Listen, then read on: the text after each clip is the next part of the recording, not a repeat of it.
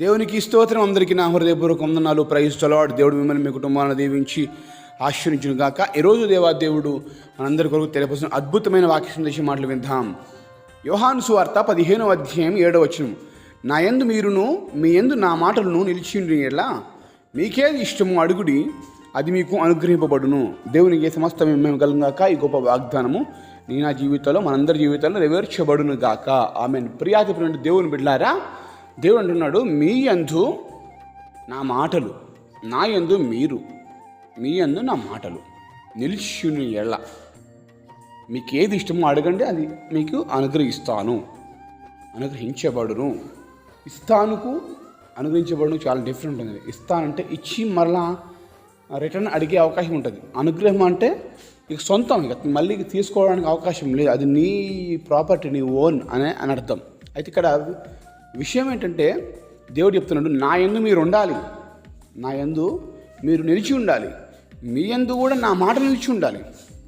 అప్పుడే నాకు నువ్వు ఇష్టంగా ఉంటావు. కనుక మీకు ఏది ఇష్టమో అప్పుడు అది అడగండి, మీకు అది నేను అనుగ్రహిస్తాను అంటున్నాడు.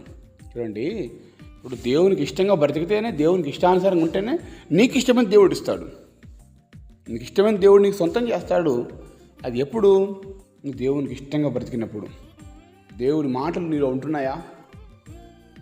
లోకానుసరైన మాటలు, వీళ్ళ మాటలు నీవు ఆలోచించుకుంటూ వాళ్ళు చెప్పిన వీళ్ళు చెప్పిన నడుచుకుంటున్నావా? దేవుని మాటలు బట్టి ఆలోచిస్తున్నావా? దేవుడు ఎట్లా మాట్లాడుతున్నాడు ఆ మాటలు మాట్లాడుతున్నావా? లోకంలాగా ఇష్టాంతరం మాట్లాడే విధానం ఉంటే జాగ్రత్త. దేవుడు చెప్తున్నాడు, నీకు ఇష్టమైనది ఏదో అడుగు, అంత జస్ట్ చూడండి, ఎంత గొప్ప మాట చెప్పాడు. బంపర్ ఆఫర్ ఇచ్చాడు. ఎవరైనా అడుగుతారండి అట్లా? నీకు ఏది ఇష్టం అది అడగంటారా?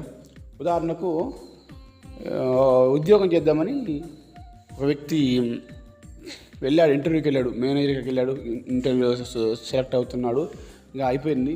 నీకు ఈ కంపెనీలో ఏ పొజిషన్ కావాలి, నీకు ఏది ఇష్టం అది అడుగు అంటాడా?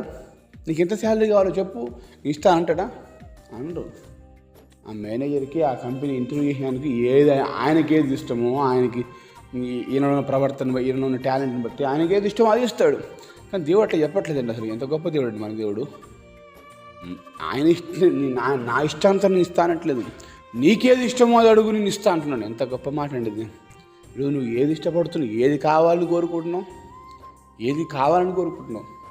ఏది ఇష్టపడుతున్నావు, నీ ఇష్టాన్ని దేవుడు చంపేసేవాడు కాదండి. నీ ఇష్టాన్ని దేవుడు తీసేసేవాడు కాదు. దేవునికి మేము కలుగును గాక. నీ ఇష్టాన్ని ఆయన నెరవేరుస్తాడు. నీ కష్టాల్లో ఆయన ఉంటాడు.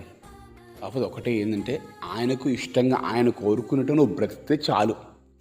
ఆయన వాక్యానుసారంగా, ఆయన వాక్య మాటలు నీలో ఉంటే చాలు. ఆయన సన్నిధిలో నువ్వు బ్రతికితే చాలు.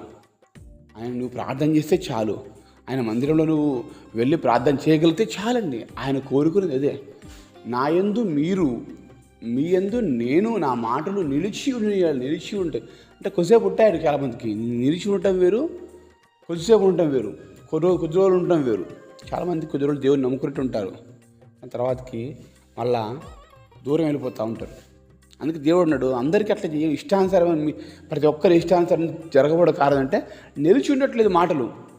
దేవునిలో సరిగా ఉండలేకపోతున్నావు. నువ్వు మాట ఇచ్చింది కూడా సరిగ్గా నిలబెట్టలేకపోతున్నావు. దేవుని సన్నిధిలో, ప్రభువా నువ్వు నాకు అది ఇస్తే ఇది ఇస్తే నేను ఇలా ఉంటా అలా ఉంటా అంటున్నావు, మర్చిపోతున్నావు. ఇక అప్పుడు దేవునికి ఇష్టం ఎట్లుంటావు? నువ్వు ఉండలేవు.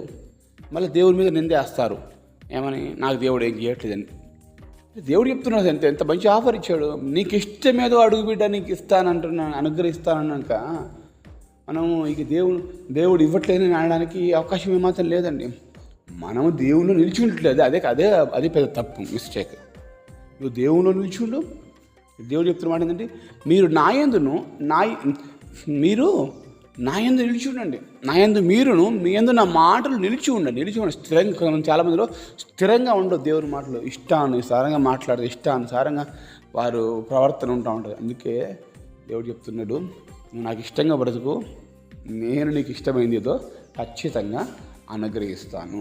సో కనుక దేవుని బిడ్డ, ఈరోజు నువ్వు ఏది కావాలని కోరుకుని, ఏది ఇష్టపడుతున్నావు, నీ సమస్యలు తీర్చబడాలి, నీ కష్టము, నీ కన్నీళ్ళు, నీ బాధలు, నీ రోగాలు, నీకున్నటువంటి ఆర్థికమైన ఒత్తిళ్ళు, నీ కుటుంబంలో సమాధానం కావాలని ఆశపడుతున్నావు, ఏది కావాలని ఆశపడుతున్నావు, అన్నిటి దేవుడు నీ నష్ట దుఃఖ బాధలను అనారోగ్యాలు ఏమి నీకు దూరం చేస్తాడు. నీ కుటుంబంలో ప్రేమ సంతోషం మాత్రం ఐక్యతను దయచేస్తాడు. అదే ఇష్టపడుతున్నావా? ఇవి కావాలనుకుంటే దేవునికి ఇష్టంగా బ్రతుకు. దేవుడికి సహాయం చేయను కాక, అనుగ్రహించను కాక. ప్రార్థన చేస్తున్నామా? ప్రార్థన. మహాగణుడా, పరిశుద్ధుల, ప్రేమ గల తండ్రి, వందనాలు, స్తోత్రాలు. గొప్ప దేవుడు తండ్రి, మా జీవితాల్లో ప్రభా నువ్వు ఇస్తున్న గొప్ప వాగ్దానం చూస్తున్నాం. మీకు ఏది ఇష్టమో అడుగుటి, మీకు సొంతం చేస్తాను, మీకు అనుగ్రహిస్తానని గొప్ప మాట ఇస్తున్నావు కదా ప్రభా. ఈరోజు అయినా ప్రభా తండ్రి, మేము కొన్ని సందర్భాల్లో మీకు ఇష్టంగా బ్రతకలేకపోతున్నాం, క్షమించండి. ఇక నుండి ఈ వాక్యం మాట విన్న తర్వాత నీకు ఇష్టంగా బ్రతుకుతూ మాకు ఇష్టమైన మేము మా సొంతం చేసుకుంటూ సహాయం దయచేయమని యేసు శ్రేష్టమైన నామములో కృతజ్ఞతలతో అడిగి వేడుకుని పొందుకుంటున్నాం మా ప్రియ పరలోకమున్న తండ్రి. ఆమేన్.